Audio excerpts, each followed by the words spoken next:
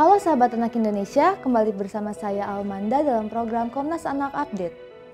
Deretan berita kali ini datang dari wilayah Bogor, Jawa Barat. Sebuah video kasus pembulian yang beredar di media sosial berdurasi 30 detik viral di jagat dunia maya. Egy, sosok bocah yang menjadi korban bully dari video viral yang tersebar di media sosial ini, menjadi sorot perhatian masyarakat karena mendapatkan perlakuan tidak pantas dari teman mainnya. Video tersebut memperlihatkan Egy yang mengalami perundungan dari temannya saat tengah pergi memancing ikan di kubangan.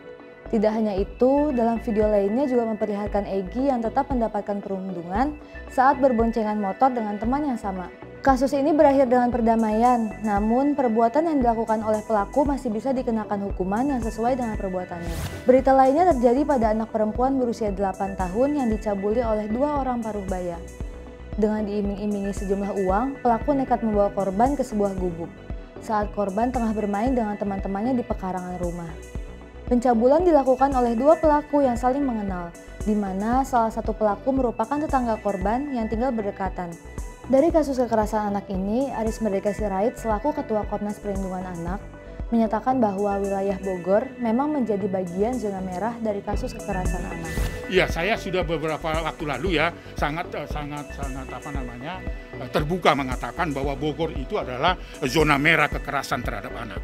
Itu jelas saya katakan karena selain begitu luas wilayah Kabupaten Bogor ini, tetapi Kabupaten Bogor ini belum mempunyai sistem pendataan yang baik.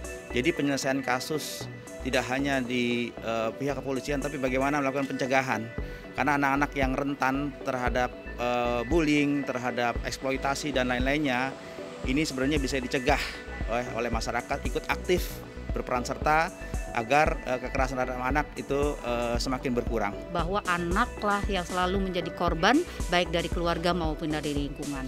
Dan harapan besarnya mungkin nanti di kota, di Kabupaten Bogor ini mungkin ada sosialisasi tentang edukasi ya. Edukasi baik tentang kekerasan, terus kemudian apa yang harus dilakukan anak-anak dalam menghindari kekerasan seperti apa. Mungkin nanti kita bisa bersinergi dengan pemerintah daerah, dengan kepolisian, dengan masyarakat, dengan siapapun agar kejadian seperti ini tidak terjadi lagi. Terima kasih pula kepada Bang Aris Merdeka Sirait dari Komnas Perlindungan Anak yang hadir ke Polres Bogor, khususnya Satreskrim, yang juga mengkonfirmasi kepada korban dan juga keluarga korban daripada kekerasan terhadap anak. Dan kami juga bekerja sama dengan Komnas Perlindungan Anak untuk selalu bersinergi ketika ada kejadian kekerasan terhadap anak yang ada di Bogor. Kami juga akan berkoordinasi secara cepat kepada Komnas Perlindungan Anak untuk tahap-tahap penyidikan. Berita selanjutnya masih dari wilayah Bogor. Seorang remaja 16 tahun melahirkan bayi di kamar mandi kontrakannya. Mirisnya, sang ibu tega melukai bayinya saat baru saja dilahirkan. Sang bayi segera dilarikan ke rumah sakit setelah peristiwa tersebut diketahui oleh warga di sekitar kontrakan. Kini, ibu dari bayi dalam proses pemulihan di rumah.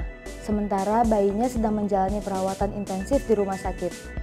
Aris Merdeka Sirait menyatakan Komnas Perlindungan Anak akan tetap berupaya untuk terus mendampingi korban dan pihak keluarga dalam masa pemulihan baik fisik maupun psikis karena kasus yang telah dialaminya. Tapi yang terpenting bagi saya dari hasil diskusi dan dialog dengan korban itu, si pelaku harus segera bertanggung jawab. Ya, jadi bukan hanya si korban ini, tapi si pelaku itu harus bertanggung jawab terhadap peristiwa ini. Oleh karena itu kami akan berkoordinasi dengan Polres Bogor supaya pelaku bertanggung jawab juga, bukan korban saja. Jadi tentu walaupun dia berusia 17 tahun, kalau dia melakukan tindak pidana harus bertanggung jawab terhadap pidananya. Ya. Soal pendekatan penyelesaiannya dengan pendekatan anak, tentu perspektif anaknya juga harus dikedepankan. Tapi yang penting adalah si pelaku juga harus bertanggung jawab. Ini harus menjadi perhatian buat semua masyarakat tentang ketahanan keluarga, pergaulan bebas, media sosial, ya. Maka oleh karena itu kita menghimbau kepada seluruh masyarakat untuk mengawasi anak-anaknya, membekali dengan agama, ya, bagaimana pergaulan yang sehat, termasuk juga tentang pendidikan seksual, gitu. Karena banyak remaja yang tidak tahu dampak daripada pergaulan bebas yang terjadi. Kami dari Bapas memang bertugas untuk mendampingi mulai dari tahap pemeriksaan di kepolisian, tahap 2 di kejaksaan, sampai sidang pengadilan. Nah, output yang kami buat adalah litmas, yang mana nanti litmas ini menjadi bahan pertimbangan hakim dalam memutus perkara. Jadi intinya dari kami pembuatan litmas ini yang terbaik bagi kepentingan anak. Ya harapannya sebagai orang tua ya pengennya yang terbaik buat anak ya kayak pengen dia lebih baik lagi, biar dia sebagai pelajaran untuk dia, juga sebagai orang tua kita juga lebih waspada lagi sama kejadian ini, jadi pelajaran buat kita semua. Sekian Komnas Anak Update kali ini, nantikan informasi selanjutnya di Komnas Anak Update. Untuk kepentingan terbaik anak, jangan lupa untuk terus dukung Komnas TV Anak dengan cara like, comment, share, dan subscribe. Salam anak Indonesia, anak terlindungi, Indonesia maju.